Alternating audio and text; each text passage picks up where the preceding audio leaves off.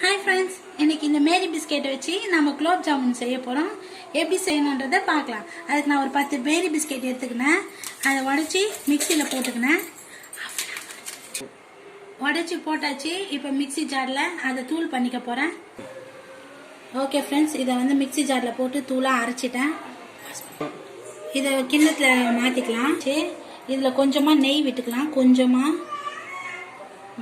Pass பண்ணி பால் வந்து நாட்டு சக்கரை போட்டு நான் காய்ச்சி வச்சுக்கிறேன். அது கொஞ்சம் கொஞ்சமாக கலந்து நான் பிசைய போகிறேன். சப்பாத்தி மாவு பதத்துக்கு நல்லா பிசையணும். இது மாதிரி பிசைஞ்சாச்சு. இப்போ குட்டி குட்டி உருண்டையாக நம்ம குலோப் ஜாமுனுக்கு எப்படி உருண்டை பண்ணணுமோ அது மாதிரி குட்டி குட்டியாக பண்ணணும்.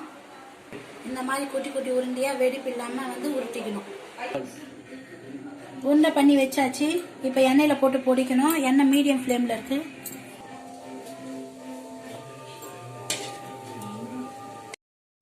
இந்த மாதிரி பிஸ்கெட்டை வந்து பால் மாதிரி பண்ணி எண்ணெயில் போட்டு பொரிச்சு எடுத்தாச்சு. இதை ரெடி பண்ணி வச்சிருக்கா. போட்டு ஒரு 10 நிமிஷம் ஊறினாலே போதும். இது பிஸ்கெட்டுன்றதுனால நல்லா இருக்கும். நம்ம 2 மணி நேரம் 3 மணி நேரம்லாம் இருக்க வேண்டிய அவசியம் இல்லை. இது வந்து ஒரு 10 நிமிஷமே போதும். ரெடி ஆயிடுச்சு. இது மாதிரி நீங்களும் ட்ரை பண்ணி பாருங்கள்.